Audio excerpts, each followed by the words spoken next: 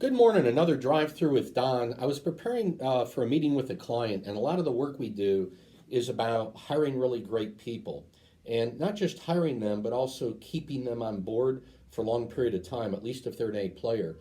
So, in preparing for the meeting, there were some key elements I thought that might be worthwhile sharing with you. One is recently I heard the number 47%, and that number 47% was basically if you do a poll out in the marketplace of A players, and this was done about 4 or 5 months ago before COVID 19, 47% of top performers, A players, are actively looking for a job. They're not necessarily on Monster or ZipRecruiter, but they're talking to other people trying to find out what else is out there. That scares me. I could lose key people, a lot of good ones. The second number is 18%. That number 18% represents the lowest performing people in a company. Only 18% of them are actively looking for a job. That scares me because I don't want to keep those people, but yet they're the ones most likely to stay. So I share these numbers because most of the studies I see, also the experience we've got that we use for the last 36 years that we use to temper the research, is that communication is critical with employees to keep the top performers.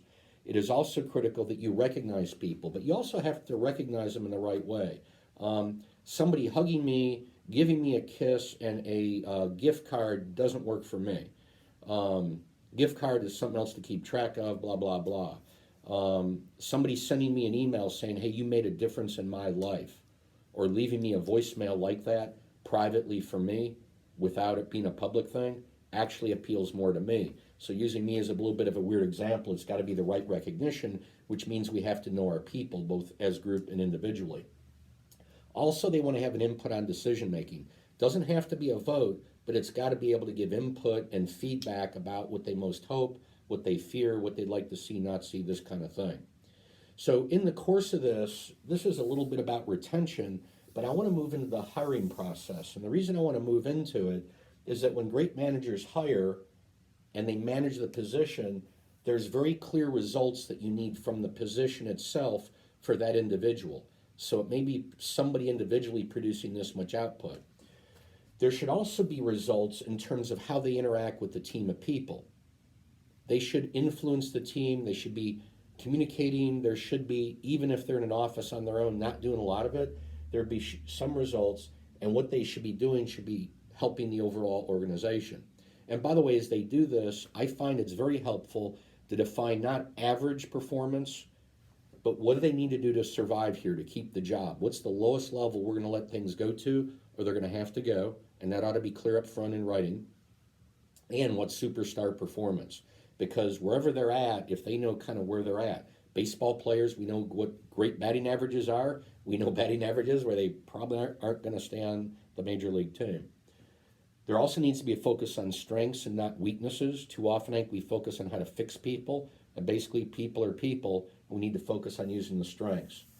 We also need to, as we're working on hiring, there's three things we're looking for. One is the right heart, the value, the attitudes, the right heart, because if we've got that, we can really work with about anything else. We also prefer them to have skills and experience that'll immediately get them up to speed. So there might be a skills test or a homework assignment that we give them. And then I also want to know what their natural instincts are that allows them to perform at their best. I'm a quick start and I'm a prevent process. And those are critical things to know because there's a certain dynamic of how I'm going to operate that's going to really make a difference. And you may want me involved in certain situations and not others to cover that. So when we're going through a hiring process, we're looking at the affective, the cognitive, and the conative issues. And if all three are in alignment, we've got a good chance of a good hire.